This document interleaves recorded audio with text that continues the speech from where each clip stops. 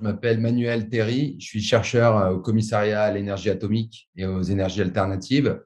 Je suis de formation physicien-chimiste, mais je m'intéresse maintenant à la biologie et je dirige un laboratoire à l'hôpital Saint-Louis qui s'intéresse à l'architecture des cellules et en particulier à celle des cellules souches.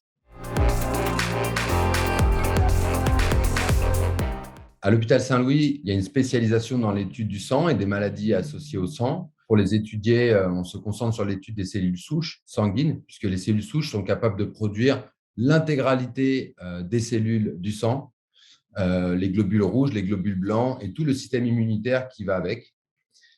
Et de nombreuses maladies sont associées à des déficits dans cette production de cellules. La difficulté, c'est que les cellules souches du sang sont cachées, elles sont dans les os pour être protégées du rayonnement ultraviolet et donc des mutations qui peuvent être associées. Et donc, elles sont impossibles à voir. Donc, le fonctionnement des cellules souches qui produisent toutes ces cellules sanguines est invisible, masqué. Et donc, nous, ce que nous avons mis au point, c'est une technique, c'est une puce microfluidique pour reproduire une sorte de moelle osseuse transparente dans laquelle on pourrait loger les cellules souches et les observer en temps réel en train de se multiplier et en train de produire les cellules du sang. Aujourd'hui, grâce à cette technique, on a pu découvrir des mécanismes nouveaux de fonctionnement des cellules souches du sang, dans la façon dont elles interagissent avec les cellules de l'os, dont elles interagissent avec les capillaires sanguins et dont elles s'orientent dans l'espace en réponse à cette interaction. Et nous avons pu démontrer que ce comportement était propre aux cellules souches et pas aux autres cellules. Maintenant, de nombreuses maladies, notamment les leucémies, sont associées à des dysfonctionnements des cellules souches du sang.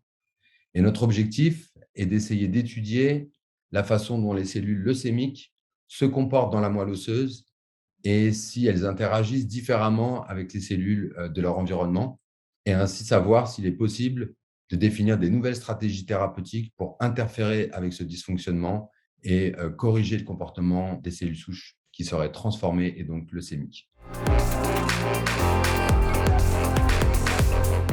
Au départ, je ne me destinais pas forcément à devenir chercheur. Moi, j'étais plutôt parti pour être bricoleur, ingénieur. Et en rencontrant la matière, les outils, je me suis sensibilisé un petit peu à leur pratique.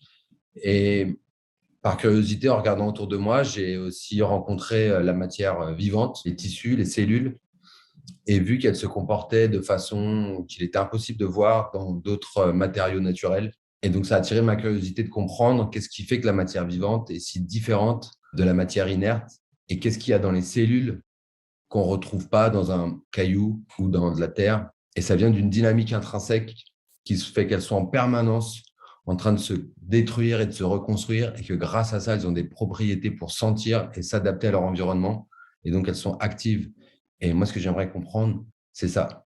C'est comment elles sentent, comment elles s'adaptent et comment elles deviennent une matière réactive plutôt qu'une matière passive, en fait. Et là, il y a un mystère que personne ne comprend. Et à mon avis, le jour où on l'a compris, on va un peu se réintégrer dans la logique du vivant. Et j'aimerais bien en faire partie.